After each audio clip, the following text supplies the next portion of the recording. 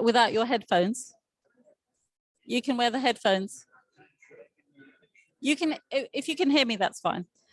Thank you. We're just, I want to say welcome. I think a few people need headphones. They should all be on your seats. Just waiting for everyone to join us, and saying hello to everyone who's joining online as well.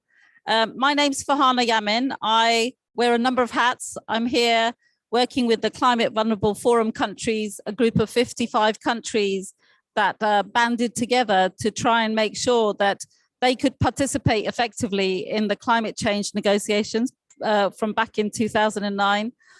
I'm also a lawyer and work with philanthropy. And one of the things that we've been talking about in philanthropy is the need to move to a more participatory and trust-based form of grant making, and to co-create strategies to really make sure that people and their priorities are put at the heart of everything that we do.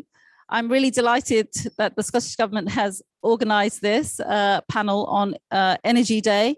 There are a huge number of people on the planet, almost 2 billion, who still lack access to energy, and their needs and how they're represented, including in the ways in which different funding organizations, different donors act, is really critical. So I'm delighted to welcome today 4 people who are going to speak to the issues of how we have a participatory approach, how we put people, how we put local communities at the very heart of everything that we do here.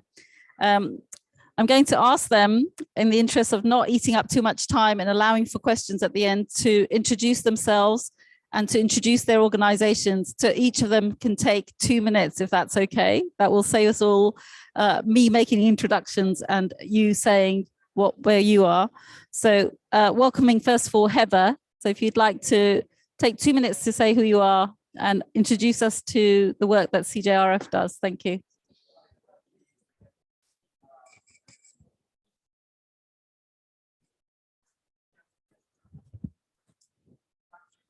Thank you very much, Farhana.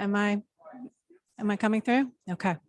My name's Heather McRae, and it's my privilege to direct the Climate Justice Resilience Fund, which is a pooled fund that is set up to gather funding from a number of different philanthropic foundations in order to support work on climate justice. And our emphasis is on supporting women and youth and Indigenous peoples who are really on the front lines of climate change impacts. We believe that those hit first and worst by the climate change impacts are really leading the way now on adaptation and on building resilience and contending with these impacts in ways that the rest of the world is going to need to follow. We support women and youth and Indigenous peoples to build and scale their own solutions, grounded in their own communities and their own sense of priorities and their rights, and to scale those and make sure that voices are flowing from the grassroots up to the national level and to the global level. We do a lot of very practical on the ground work on water access, for example, and food security and food sovereignty. But this is always with an eye to broader systems change. And so our work also includes quite a bit of advocacy, and we fund quite a bit of leadership development and other capacity building. We're active right now in 3 regions: East Africa in the drylands of Kenya and Tanzania, in South Asia on the Bay of Bengal, on the coast of Bangladesh and parts of India. And then we also work in the Arctic, where, as you may know, climate change is happening faster than just about anywhere else. And melting ice, loss of sea ice, changing seasons, melting tundra, they're really having a profound impact on Indigenous peoples there and their traditional ways of life. We also have a small global portfolio, is what we call it, of activities that are oriented toward international advocacy and towards knowledge sharing and exchange across regions. We really believe that it's important for people working on these issues to share lessons with each other. And we've found it's really powerful to see our partners from Africa and Asia and the Arctic coming together. So I hope that gives a bit of a flavor for what we do. And I should hand off to who? Great, thank you. I'll take those off while I'm talking, otherwise I hear myself. Hello everyone, welcome. It's great to see you this afternoon. I'm Alistair Dutton, Al Dutton. I'm the Chief Executive of SCIAF, which is the Scottish Catholic International Aid Fund, and it is Caritas Scotland, for those of you who know Caritas internationally. I think relevant to this, what I'd say about the organisation is that we always work through local partners. We have no staff overseas. Our work is all about supporting the efforts, the intentions, the desires and dreams of local people. And so it's local organisations working with local communities that really work together and create the solutions that we then go on to fund and help them achieve. We work in 15 countries in Latin America, Africa and Asia. We do an awful lot of work in climate adaptation, helping people improve their farming in particular, but also diversify their livelihoods so that they are not so reliant on their crops if and when they fail. We also respond to many humanitarian emergencies, and more we're seeing those are climate related. So much of our work is around how local people and local organisations are really getting to grips with the climate emergency. I'll leave it there for now. Who would you like me to pass to? Julius?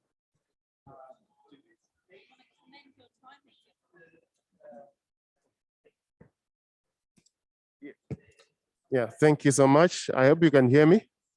All right, thank you. So my name is Julius. I'm Julius Noma from Malawi. I am here representing the Civil Society Network on Climate Change. I work there as a national coordinator. It's a CISONEC, it's a network-based organization in Malawi, which is actually helping to coordinate the civil society's voice when it comes to issues to do with climate change, disaster risk management, but also environmental management in general. So our role as a network is to coordinate the civil society's voice, but we also do policy research and advocacy at national level, but also we actually connect with other networks in the region, in SADC, but also in Africa, but we also expand beyond reach to do partnership with other networks at global level to actually advance issues to do with climate change and disaster risk management. But we also do capacity building and information management. So a lot of work on climate change awareness at national level. We actually collaborate with different players and the member organizations to spread the word on climate change and disaster risk management, and focus on even expanding the awareness level beyond our nation, because CISONEC is also part of the Pan-African Climate Justice Alliance, but also is also part of the Southern Voices on Adaptation. So let me stop there. Thank you so much.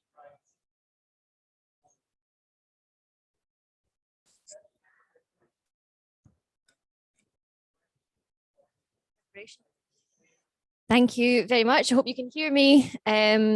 First of all, it's a great pleasure to be co-hosting this at the Scottish Government's Multi-State Pavilion. I'd just like to briefly introduce the Scottish Government's role with reference to our approach to COP, because I think that that speaks to our wider approach to the development of climate justice policy.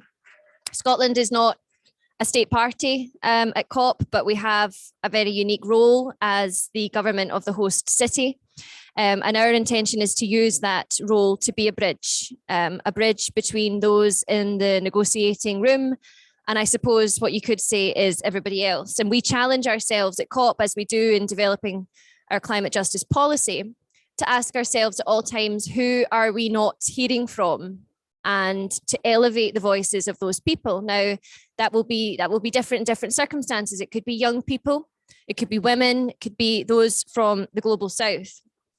And we have tried through COP in various ways to elevate those voices, be it through the communique for the Glasgow Climate Dialogues that we were really proud to be part of and published this week, time passes slowly when you're at COP26, or be it the Conference of Youth that we funded, or our work on empowering women in climate policy. And all of this is in recognition of two key points. Firstly, that climate policy, if not developed with fairness, justice, and inclusivity at its heart, will fail. And the second point is that as a country, we recognise that Scotland has benefited from industrialisation, and therefore, along with others, we have a responsibility to shoulder much of the response to where we are now. But I'll leave it there and let us get on with the conversation. Thank you.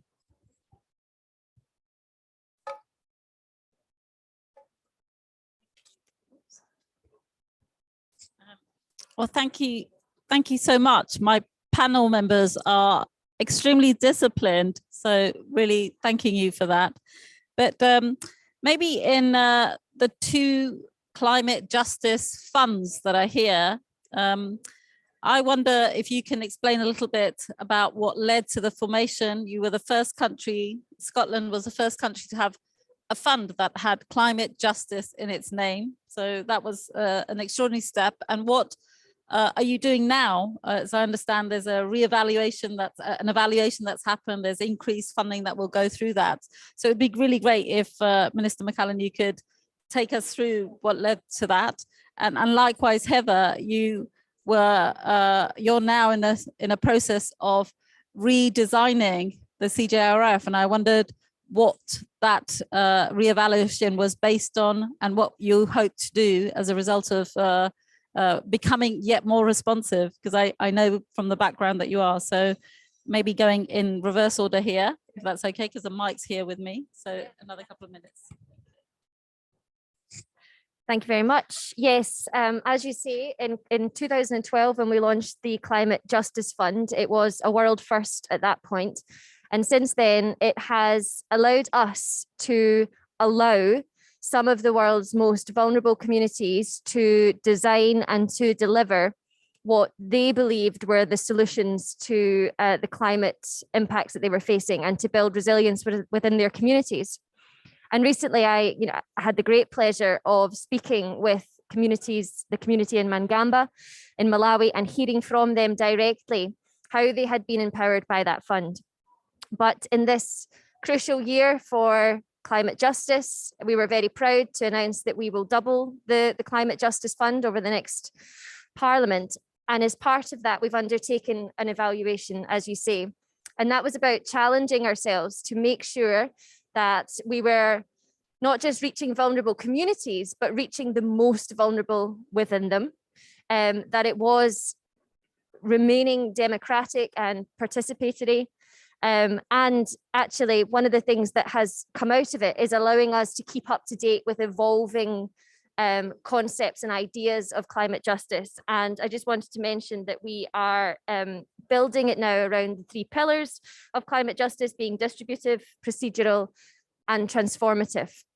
So the whole process is about continuing the good work of the fund, but always challenging ourselves to make sure that it's doing the very best that it can. And I'll pass over.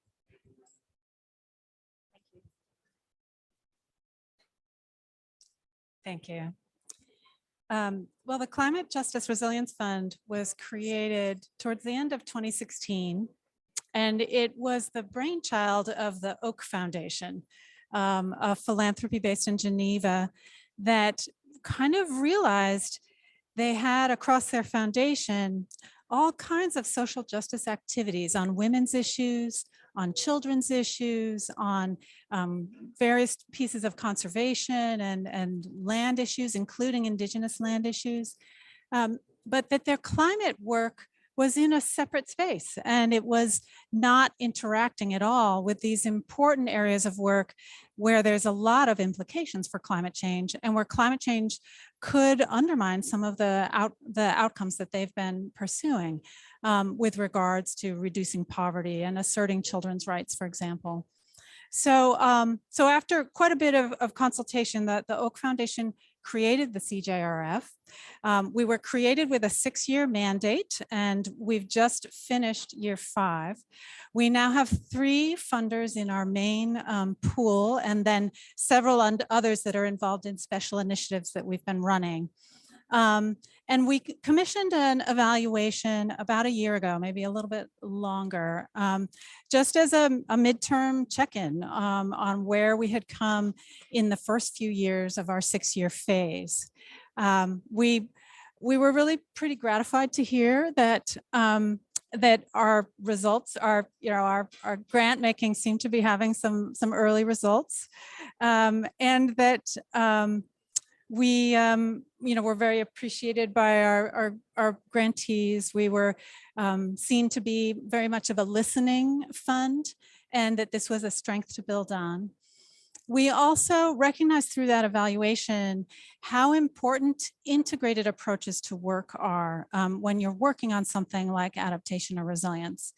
Our 4 thematic areas for our work are food, water, livelihoods, and migration.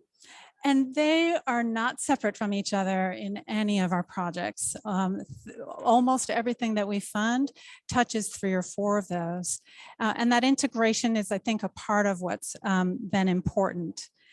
The evaluation also noted that a real strength of our approach is that our proposal process asks our applicants to tell us what constitutes resilience in their context. We don't come to it with a very prescriptive framing, and that this has enabled work to be really relevant in local contexts and to really take advantage of specific opportunities in the spaces where we work. The evaluation also encouraged us to kind of push further in that listening space, that openness to definitions and proposals from partners. And as we move into the second phase of our work that will start in just over a year, we're redesigning the fund and how we do our grant making to put that listening process at the heart and to really begin shifting power. Right now, our governing board, called our review board, is comprised all of grant makers. It's all our funders, and they're all from Europe and North America. And this is, quite frankly, problematic.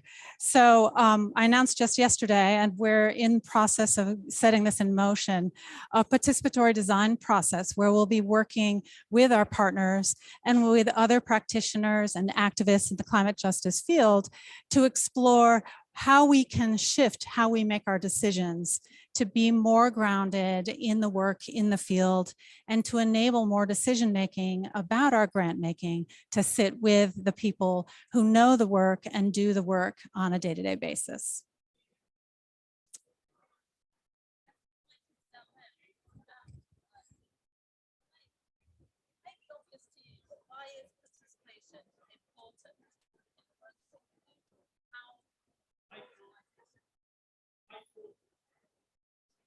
So I'll repeat the question, if you like, just to avoid the microphone going backwards, forward. But the question was, why is participation so important? Sorry, it's driving me mad now. Yes, why is participation so important in local climate adaptation work? And first and most importantly, by far the most important, the clue is in the question. This is about justice. And climate justice can't happen without many other forms of justice, one of which is that the people for whom this work is intended must be at the very heart of designing it. So we've just had a 4-year programme funded by the Scottish Government about climate adaptation, and we began with a lengthy process with the communities we were going to work with helping them identify and prioritize the issues that they thought were most critical to their being able to adapt and cope with the changing climate around them. If people are to be authors of their own destiny, we have to put them in charge of programs like this. We must never presume to speak on their behalf or make decisions on their behalf. And that's absolutely fundamental to the way we as SCIAF and as Caritas work around the world. It is about the local people in their communities working with local organizations. And it's the right thing to do. This is how we stop the very fact that we have money being turned into power that we then coerce other people. It is about breaking the link between power and money so that, yes, we help the money get where it is needed most, but it really is funding the things that are needed most, and the local people know that best. The second reason is it's good development. We get better quality projects, more appropriate projects. People know what they need, they know what's appropriate, and they don't need answers that are cooked up in either the capital of their country, even the local district authority, the capital of their country, and certainly not back here in Scotland. So it is about working with communities to find out what are the local capacities and knowledge, what are the local solutions that really work best. What did their parents, their grandparents used to do? Because a lot of climate adaptation is actually rediscovering things that communities already knew. And it's as we bring all of that together that we really get the most appropriate projects. And the third reason is that it will make the work we do much more sustainable. In involving the communities from the very outset, they build an understanding, they design it, and they learn to understand it, and they take control not only of the construction of it, but the maintenance of it afterwards. It drives down costs, so we get more done for the available resources, and they will maintain it after the fact. So it's the right thing to do. It's a question of justice. It leads to better, more appropriate work being done, and that work will last longer. And just one lovely example from that programme we've had jointly with the Scottish Government that really demonstrates to me that what I say here is getting through to the grassroots. One of the women who was on the programme when we were evaluating it said the CCPM, the Climate Change Programme Malawi, which is what the Scottish Government programme is called, CCPM came to our village with an empty basket, and we filled it with our ideas. And that's what we have to do. Thank you. Where next? We're just going to, I'm going to tolerate the feedback. So Julius, maybe you could follow on and give us some examples of the funding needs, but also the shift in power that needs to happen in the way in which donors, philanthropies approach the work that you're doing. It is. Move that off. And give us some sense of what you're hoping that climate, that the COP will do for climate justice. I'm also going to ask you and the other panels to be alert to the fact that the strongest demands from the global South countries, the vulnerable countries, MAPA, the most affected peoples in the areas here at the COP, is to recognize the harm that's happening and to fund loss and damage. So it'd be great to find out what you're doing and what you're anticipating in terms of those issues. Thank you.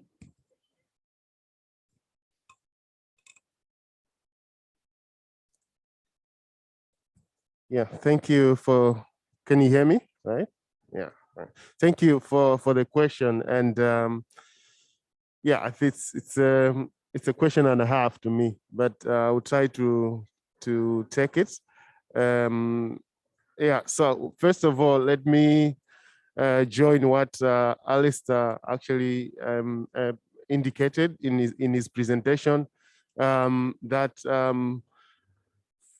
in countries like in my country, in Malawi, we need actually empowerment processes that would actually help the communities to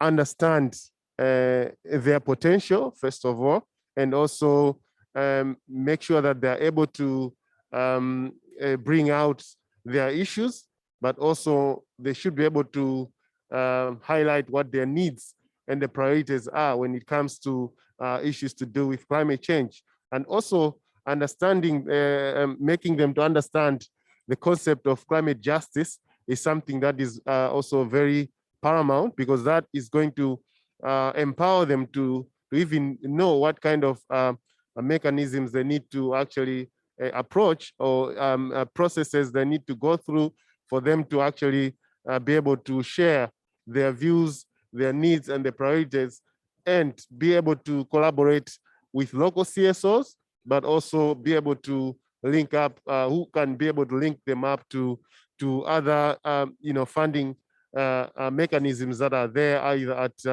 at international level or regional level, to address their issues as regards to climate change. So understanding that is very paramount, and that will actually help us to build the local adaptive capacity within our communities, so that we should be able to address this challenge of climate change. So as building on that, the element of participation within these programs by the local communities, not only just involving them in the element of maybe setting up already an existing framework. I would like to concur with him, because there is already existing local knowledge and of their situation, and also there is already existing solutions in these communities, solutions that can help us to address issues to do with climate justice. For instance, the program that Alistair was talking about, the Climate Challenge Program Malawi, helped us to make the communities understand what is at stake in terms of climate justice. They were able to now understand that their water, their energy, and even life is actually at stake when actually we don't do anything about issues to do with climate change.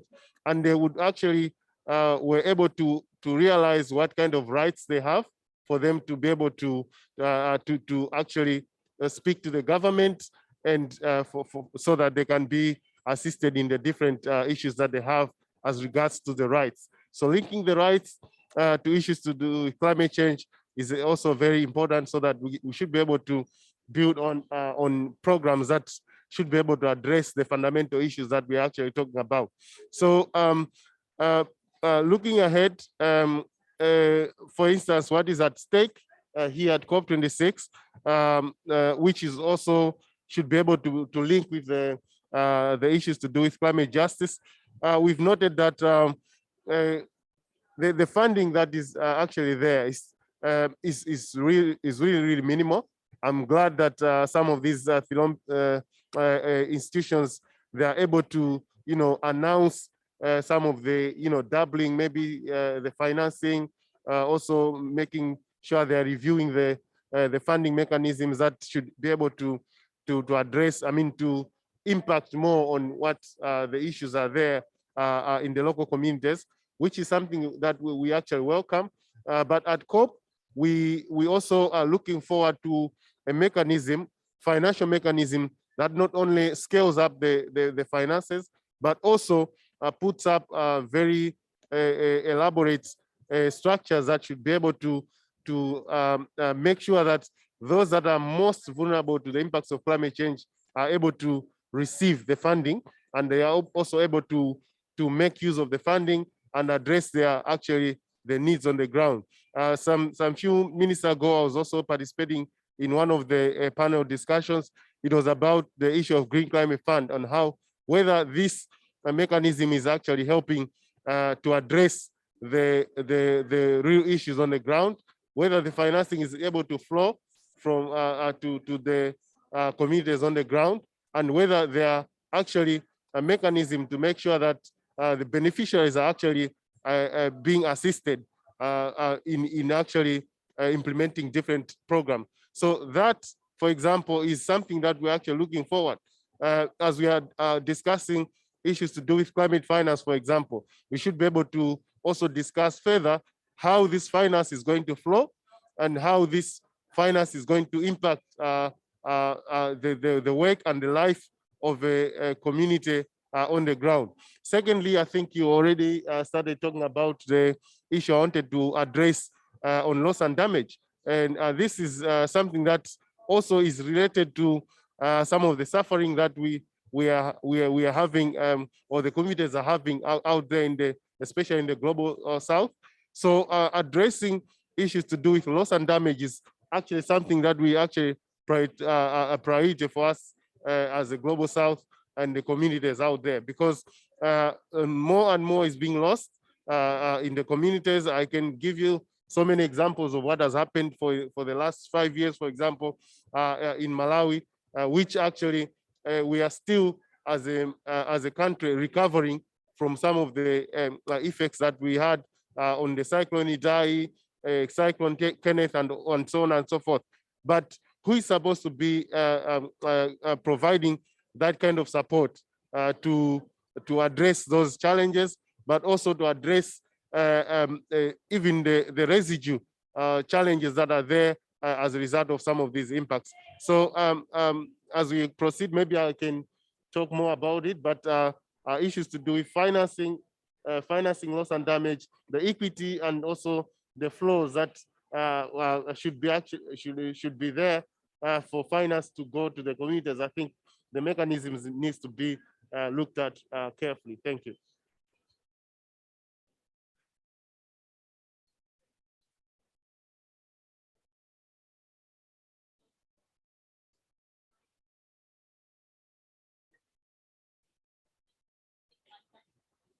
Okay.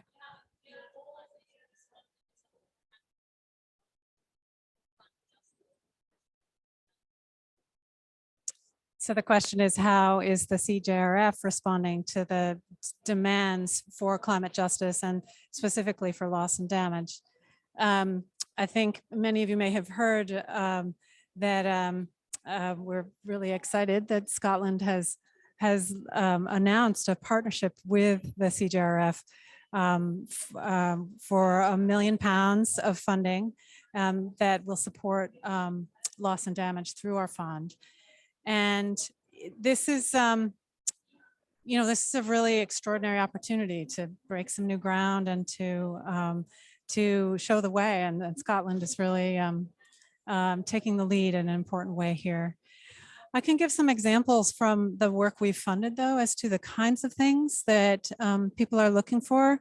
And, the losses we're looking at and the damages people face, this is things like their homes. It's their farms getting filled with water in a flood, and then that flood recedes and leaves salt in the soil, right? And so farmers are really struggling to cope with something like that. They've lost probably 5 years of harvest once the salt is in the soil. So what we're seeing, and what we're one of few in philanthropy focusing on this, is that there is already, and many of you again know this, many instances of climate forced displacement and migration. We have several partners that have been working on this, working particularly from a rights-based perspective to make certain that migrants know their rights, that migration can be safe even for women and children, that receiving destinations, typically in cities, in the places where we work, that they're getting prepared for migration and that there are ways for migrants to thrive there. And other basic things. I mentioned homes. I just this morning caught up with a Bangladeshi partner from the organization called IPSA. And they have really been pioneering a community-driven displacement solution of working in communities with communities that have had displacement to figure out how to take care of their displaced people, to build new homes, but not just to build new homes, to also make certain that if someone's had to relocate, that they understand the opportunities and the culture in that place, that the local government and local communities are in a position to be welcoming, that their children have access to schooling, and that all of the adjustment associated with this displacement is facilitated, if not by government, then by civil society and by members of the community. This is a really tall order. There's a lot of this coming, but it's important not only just to do it, not just to put up an apartment block somewhere for people who have lost everything, but to help those people genuinely rebuild their lives, and to recognize that we're going to need to do this at scale. So I hope this is gives a little bit of a flavor for what our fund has been doing.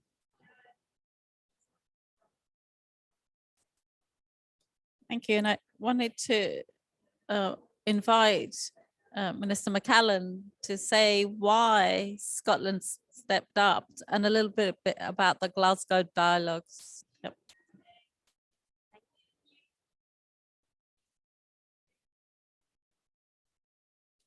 Thank you.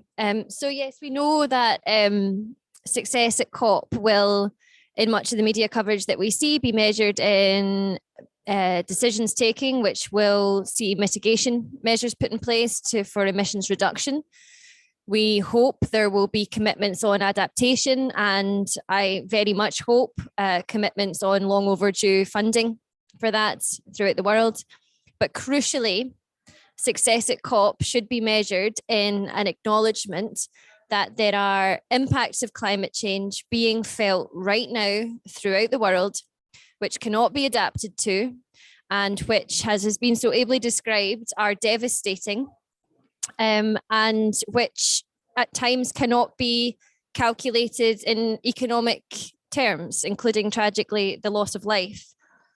And for our part in the Scottish Government, going back to that point that I made at the start about our moral responsibility as an industrialised country to play our part, we were really proud to be the first mover to make a pledge with our partners as part of recognising and preparing to act against loss and damage. Now, £1 million is a drop in the ocean as compared with what is required, but we very much hope that it will galvanise other Western countries with financial levers that, frankly, we don't have in Scotland to follow suit. And yeah, I think that is long overdue, and we really hope that that comes out of this conference. Thank you. Well, thank you very much. I think, you know, Scotland did get the Ray of the Day award, I think. So your million, it wasn't the fact that it was the million, it was the fact that you were listening and heard. And actually, this is my 24th out of 26 COPs, and the big numbers are important and necessary, but the longer term solidarity, the longer term resolve, the longer term engagement of all of us in this effort in a collaborative way is what's more important than those big numbers that are announced. They're really important for everyone too. So I really want to say thank you. And I know that on behalf of the Climate Vulnerable Forum, which I also am representing here, the minister yesterday at the event that you also spoke at was really, delighted that a country had stepped forward. You're the first industrialized country to recognize this.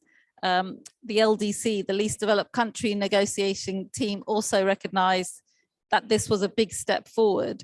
And I want to invite you to think about some of the reasons why that failure to acknowledge that harm is happening.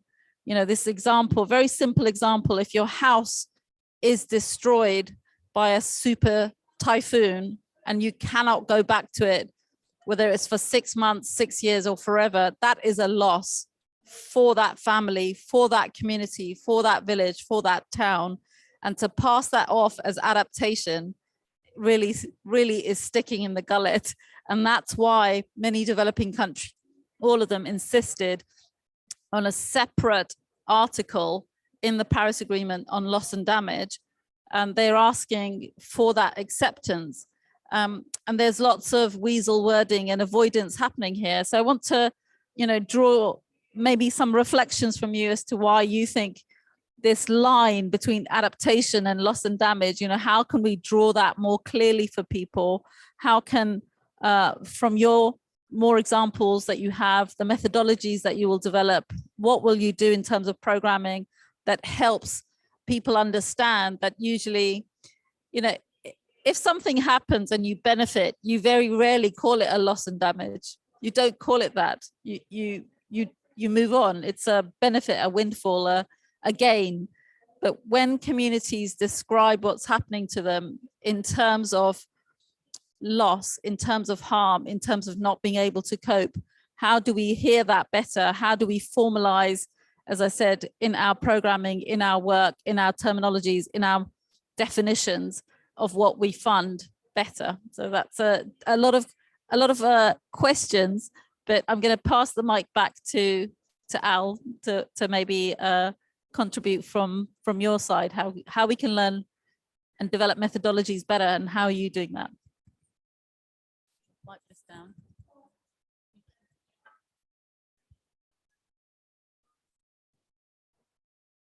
It's getting very warm under these headsets, I think. So I'm glad to take mine off. I hope you'll keep listening to me. Thanks, Farhana. There were so many levels to that question. I won't try and cover them all, but I will try and cover a few. I mean, I think the way we need to watch really carefully and the actual mechanisms of how this money will be administered and ensure that it really goes to the poorest and for the right things is going to be crucial. So we know about the 100 billion for mitigation and adaptation. It's not 100 billion yet, and we've just kicked it 3 years down the road. That's not good enough. But within that 100 billion, what many governments, including the UK government, are doing is including loans that have been given. Why should the poorest pay to adapt for a crisis they didn't make? That is an injustice, and let's call it what it is. Adaptation, mitigation, finance needs to be new money, not existing aid budgets. It needs to be new money, and it needs to be given because we did it to them. For 200 years, we have benefited from the Industrial Revolution and all we've emitted since. We have to do it for them. We have to give it to them. But then even within the 100 billion that isn't 100 billion yet, most of that money is being spent on mitigation. Why? Because rich countries like ourselves are very busy trying to protect our way of life, thank you very much, and we're trying to do the same thing but emit a bit less carbon. If you're living in a village where in Malawi, there's no carbon to cut. They cut down a few trees in order to cook and make charcoal. Their emissions are minimal. And so we need to make sure that 50% of that 100 billion actually goes really to adaptation. And then there's a new challenge, which is when are people adapting and when can they just not survive any longer? And we need to make sure that loss and damage money really goes to irreversible loss and damage, and that the adaptation money is going to do the adaptation. Otherwise, we will start to see double counting and money swilling around, and it will be the poorest who lose out.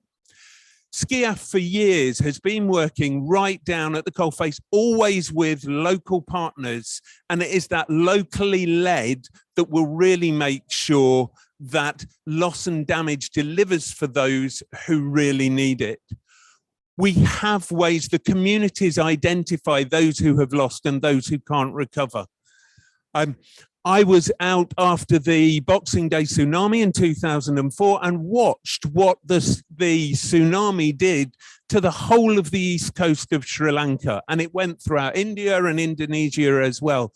There's no recovering from that. If you look at the cyclones that have gone up the Bay of Bengal, there is no recovering when the mangroves are swamped and the water becomes saline and you just can't drink it anymore. So, but we have partners there. We have the local people who either have decided they've got to move, and in which case we've got to help them move, or they're going to have to do something very, very different in order to stay on their land. And that's where loss and damage is really going to come in. We already have those conversations because that's a lot of the time what humanitarian work is doing. It's for people who have already been hit hard by emergencies, and the climate emergency is just the latest emergency they face. And it comes on the back of the things they were already struggling with. So I think there's lots of challenges, but it has to be locally led, and we need organizations who really have boots on the ground. And it is the likes of Julius, it is the likes of those who come from the community. It's not an insertion. They are from the community. They were there before, they are there during, and they will be there for decades, generations after we have. But if I could just end, sorry, no, there's two other things I think we can do. One is we can champion climate finance, and particularly loss and damage finance. And for 2 years, SCIAF, together with Stop Climate Chaos Scotland, has been urging the Scottish government to make, and the UK government, to make money available for loss and damage. And so we really welcome the announcement this week. It is the culmination of a long process of really growing in understanding of why it is needed and what can be achieved with it that has seen this announced. And one of the other things we do in the countries where we work is it's about, there's the things we can control. They're the programs we run, the activities we deliver on the ground. But actually, how do people in local communities have a voice with their local authority or with their national government? Because climate justice will only happen when it's tackled nationally within their countries. And so building that civil society that's truly engaged in a net zero green developing future for these countries is really important. So sphere of control and sphere of influence. But I did just want to leave with one question for the minister, actually. Excuse me, Mary, putting you on the spot. But I wondered what other alternatives you had considered as a mechanism for administering the million, and we really welcome the million, and whether you considered the Scottish organisations that have that capillary network to really bring locally led climate, loss and damage activity to the grassroots. So maybe if you could just pick that up when the microphone comes back to you. Sorry, Farhana, to whom would you like me to pass? I'm not sure where we're going.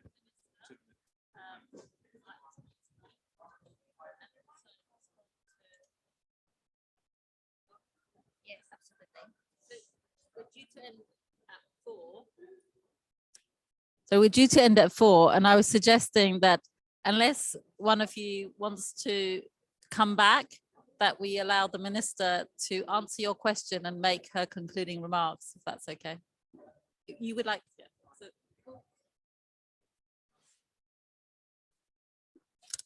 Yeah, thank you.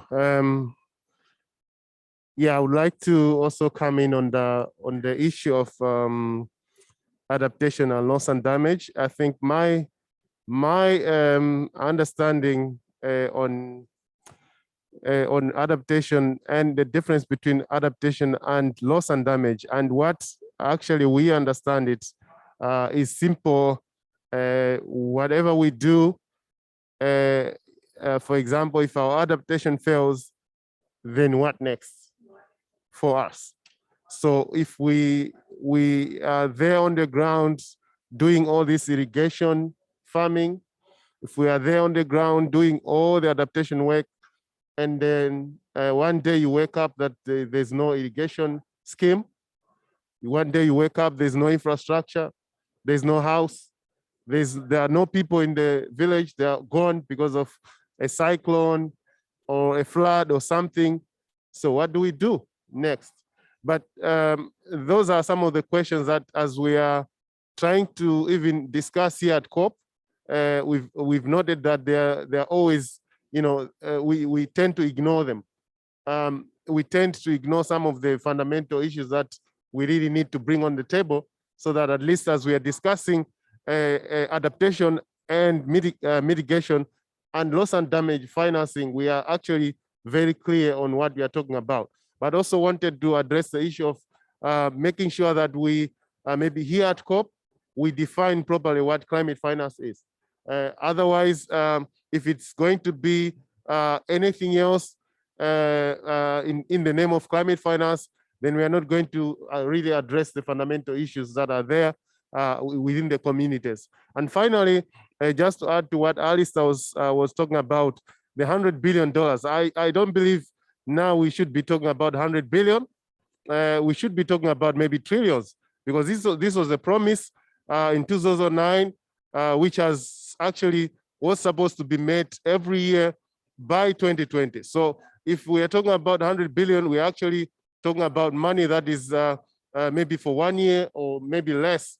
But there's so many issues that needs to be addressed by climate finance, and whether we need to treat the 100 billion as climate debt. Thank you so much. We welcome it. Thank you.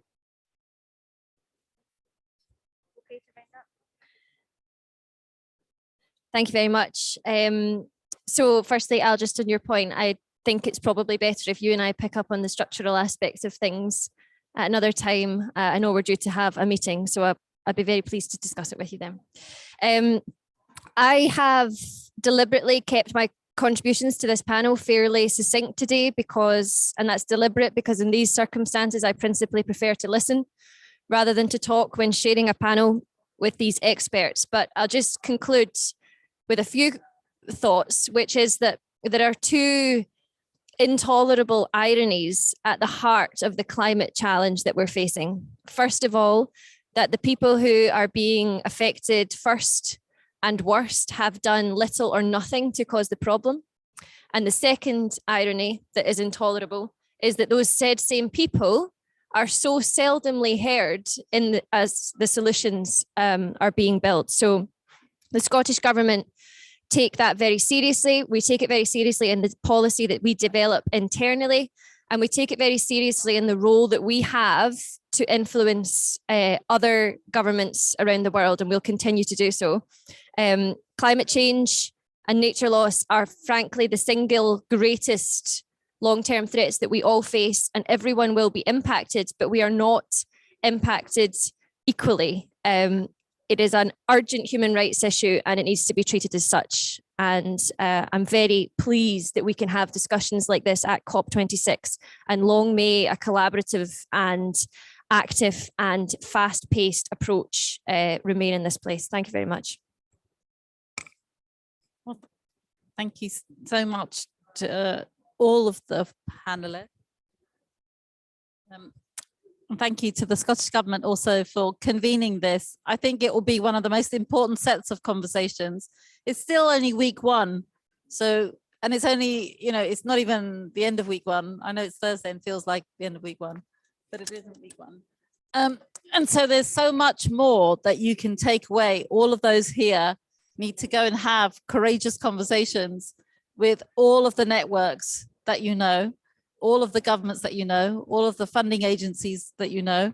Yesterday, we had an event as part of an initiative that I'm coordinating called the Climate Justice and Just Transition Donor Collaborative.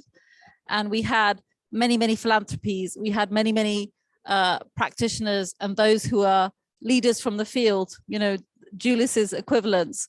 We are ready and have a pipeline of projects. We have a pipeline of fundable, ready to go projects that are there to experiment, to pioneer, to support, and really tackle climate change in a way that addresses now this growing set of inequalities, a lot of which are based on structural features of the way that the economy works and has worked for 400 years.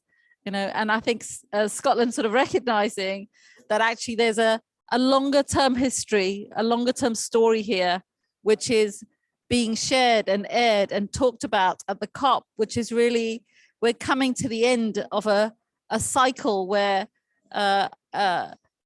growth and recognizing that our planet was infinite and that we would always be able to find more resources through exploration, which is what happened, 400 years ago. We set out to find the new world. We set out to find new lands, but forgot actually that they belonged to other people and that it was actually their natural resources. There weren't new worlds at all out there. So I'm very much hopeful that having these courageous conversations, especially with Scotland, which did play a very big role in intellectually and engineering wise, and is now playing another leading role in resetting and reimagining and recreating, creating a very different way of collaboration, which throws big challenges to the world of aid, which is divided into humanitarian aid, aid that is now part of this climate change, SDGs, the various conventions that we have, and actually a more human-centered approach, an approach based on solidarity, an approach based on justice, which requires the recognition that actually some countries, some people contribute far more, and they're asking for recognition of that. So that's my little tuppence worth of request and advice to you. You are hugely important, powerful people by virtue of wearing whatever color badge you are, here. You can go out and talk about climate justice. You can demand climate justice, go and talk to the presidencies, your own networks, and demand a reset here at COP26. Thank you to my fellow, the excellent panel who kept to time and are also really pioneering ways in which we can all share and learn from in the future. Thank you.